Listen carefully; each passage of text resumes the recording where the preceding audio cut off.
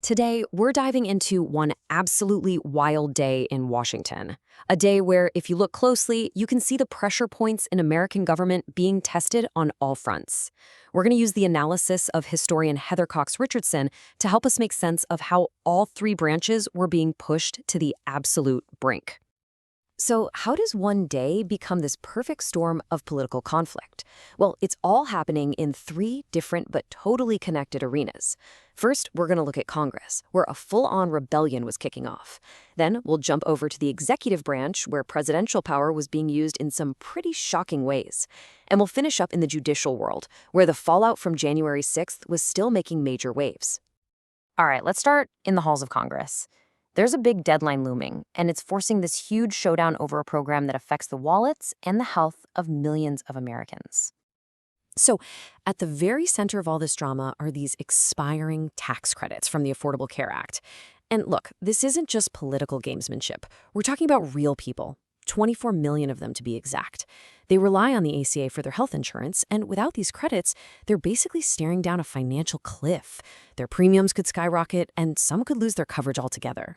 Now, this is where the political math just gets kind of mind-bending. You've got the ACA credits on one side, costing about $350 billion over 10 years. Republican leadership was totally against extending them. Okay.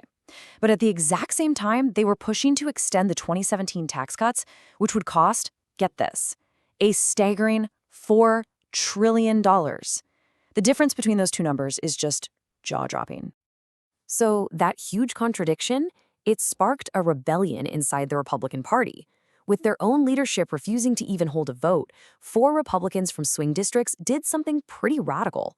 They teamed up with Democrats to sign what's called a discharge petition. Now, a discharge petition is basically a legislative nuclear option. It's the super rare thing they can do to bypass the speaker and force a vote on a bill that's being blocked. It's a huge slap in the face to leadership and a major sign that things were getting heated.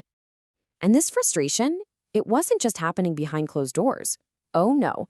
Representative Mike Lawler, one of the Republicans who signed on, he was not shy about telling reporters exactly how he felt. It was pretty clear that tensions were running incredibly high. Okay, so you've got chaos in Congress. At the exact same time, things were getting pretty wild over at the White House. We're going to shift gears now and look at how the power of the presidency itself was being used in ways that had a lot of people raising their eyebrows and asking some serious questions. And it wasn't just one thing. We're talking about 3 separate moves here that, when you put them together, start to paint a really interesting picture of using government power to reward friends and, well, punish enemies. This right here is a bombshell. Seriously, in an actual court filing, the government's own lawyers just came right out and admitted it. They argued it was perfectly fine to block federal money from going to certain states based on how they vote. I mean, this is the kind of thing you usually just hear whispers about, right? But here it was, in an official court document in black and white. And if you want to see what that looks like in practice, this story is just wow.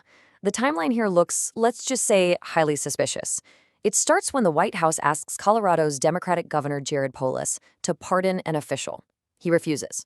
The president then attacks him publicly. And then, boom, the administration announces it's dismantling a major national research center located in his state. The message couldn't have been clearer. You cross us, you pay a price. And this wasn't just some political squabble over funding. This was seen as a direct assault on science itself.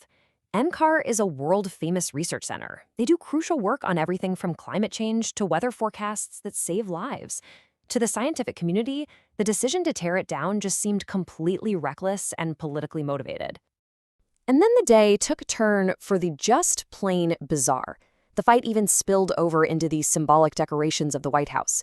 Reports came out that the traditional portraits of past presidents were being messed with, new highly political plaques were being added. This one, supposedly placed under a display for President Biden, just goes to show how even the smallest traditions were suddenly up for grabs. Okay, so we've covered Congress and the White House. Now for our third and final front, the judicial system. And honestly, this is where the stakes might have been the highest of all, as the fight over the 2020 election and January 6th came to a head in a closed-door hearing. So the guy who ran the whole January 6th investigation, former special counsel Jack Smith, was subpoenaed by Republicans to testify before the House Judiciary Committee. The big question is, what did he say? Well, even though it was behind closed doors, what we know is pretty explosive. In his opening statement, which later got out to the press, Smith just laid it all out there. He said flat out that his team had found proof beyond a reasonable doubt of a criminal scheme to overturn the election. I mean, this wasn't some political opinion. This was the cold, hard conclusion from the man who spent months digging into all the evidence. But here's the crazy part. The committee didn't actually want to hear about what he found. Nope. Their goal was to put him on trial. They wanted to grill him about his methods and try to convince people that the whole investigation was just a political witch hunt. But Smith had a very simple, very direct answer for them. When they asked why he went after the phone records of certain members of Congress, he basically said, hey, don't look at me. His point was he just followed the evidence, and the evidence led to the people the former president was calling that day.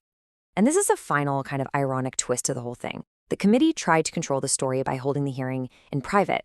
But according to the top Democrat on the committee, Jamie Raskin, by doing that, they might have accidentally done the former president a huge favor by hiding testimony that would have been absolutely devastating if the public had seen it live on TV. So you step back, you look at this one single day. You've got these intense battles raging in Congress, in the White House, and in the courts, all at once. It wasn't just another chaotic day in politics. It was a moment where you could see the norms, the old rules, being strained like never before. And it really leaves you with a big question, right? If this is what one day looks like, what does that mean for all the days to come?